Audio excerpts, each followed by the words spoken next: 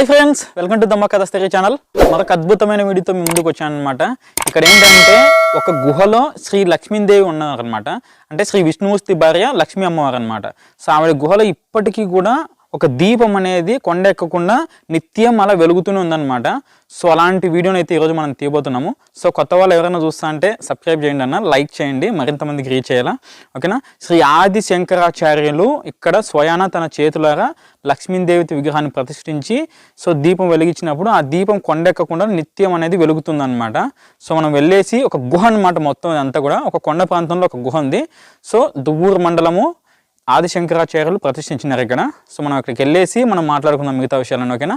Like చేయండి, మర్చిపోకండి. Let's start our video. ఇప్పుడు గుహలోకి అయితే మనం పోతున్నాము. ఇక్కడ చూడొచ్చు ఎంత ఫారెస్ట్ ఏరియా అనమాట. ఇక్కడ చూసినామండి.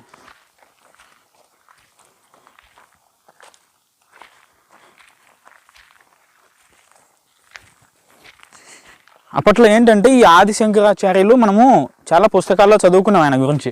ఆయన ఏంటంటే దేశయాటన చేస్తా ఇక్కడ అన్నలో వచ్చినప్పుడు ఆయన ప్రతిష్ఠించిన దాంట్లలో ఈ ప్రాంతం కూడా ఒకటి అన్నమాట.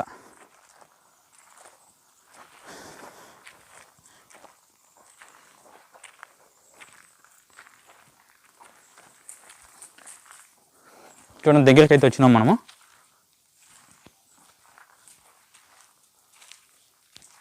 చూడండి గుహ ఎట్లా ఉందో.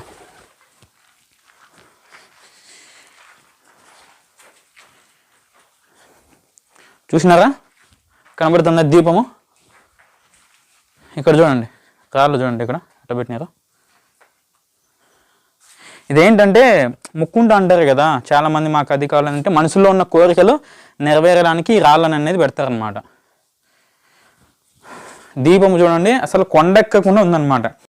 ఇక్కడ ఏంటంటే ఆది శంకరాచార్యులు అప్పట్లో దీపం వెలిగించినారనమాట. ఆయన తదంతరం దీపం కొండెక్కకుండా వాళ్ళ శిష్యులు అనేది మనకి దీన్ని కాపాడినారు. దాని తదంతరం ఇక్కడ పూజారి అనేది ఇక్కడ దీపం వెలిగిస్తున్నారు అనమాట. ఇప్పుడు లోపలికి వెళ్ళి చూడొచ్చు మనము. లోపల కూడా పెట్టినట్టున్నారు.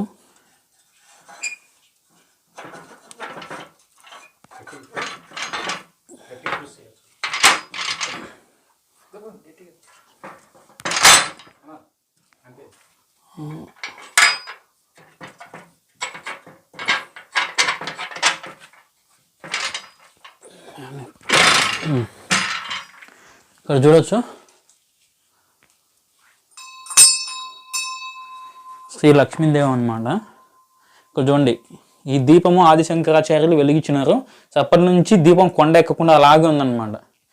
చూసుకున్నామంటే ఇంకా మనకు ఇక్కడ చూడండి అంత గుహ ఉంది బయట. పెద్ద గుహ అనమాట. అంటే పెద్దదని చెప్పలేం కానీ సూక్ష్మ రూపంలో వెళ్తూ ఉండొచ్చు అనుకుంటున్నా బా. ఏంటంటే ఇప్పుడు మనం పోయేదానికి వీలు కాదు. అప్పట్లో వీళ్ళు మునులు, ఋషులు, దేవతలు వీళ్ళంటే కూడా ఏంటంటే సూక్ష్మ రూపం అంటే ఇంకా చిన్న అయిపోతారు అనమాట. ఇప్పుడు మనము సినిమాలలో చూస్తుంటాం కదా, ఇంత పెద్దగా అయిపోవడము, ఇంత చిన్నగా అయిపోవడము, అట్లా సూక్ష్మ రూపంలో వెళ్ళేదానికి దారి ఉండొచ్చు అనమాట. సో వాళ్ళ మునులు, ఋషులు, దేవతలు తపస్సు చేసుకునేదానికి పెట్టుకున్నదే ఉండొచ్చు.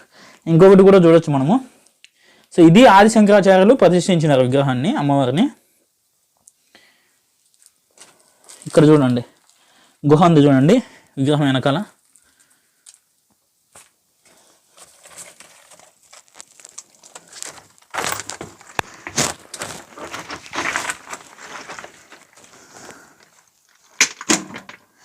చాలా ఉంది, ఇంకా చాలా ఎండి ఏం కదా, దగ్గరికి రాసాయి.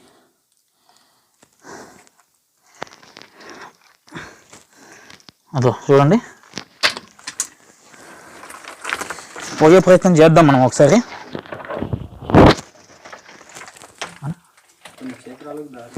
ఇక్కడ నుంచే కొన్ని క్షేత్రాలకు దారి ఉందన్నమాట.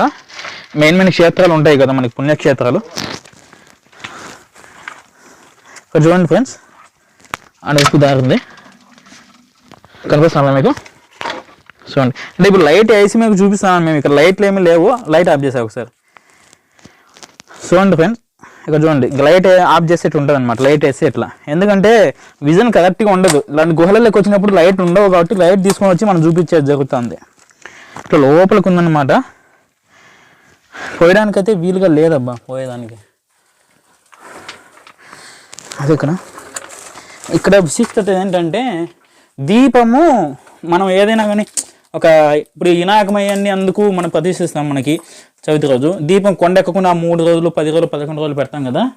ఇది అప్పటి నుంచి కొండెక్కకుండా ఇక్కడ ఆది శంకరాచార్యులు ఉన్నంత వరకు ఇది కొండెక్కకుండా చూసుకున్నారంట. తర్వాత తదనంతరం వాళ్ళ శిష్యులు, దాని తర్వాత ఇక్కడ పూజారులు అనేది ఇక్కడ జరుపుతూ కొండెక్కకుండా చూసుకుంటున్నారంట. ఎప్పటికి కూడా నిత్యం అలా ప్రతిధ్వనిస్తూ ఇది ఉంటుంది అనమాట. ఇక్కడ చూడండి అమ్మవారు ఎలా ఉన్నారో. లక్ష్మీదేవి అనమాట, విష్ణుమూర్తి భార్య. ఇక్కడ చాలా వేడిగా ఉంది ఇక్కడ.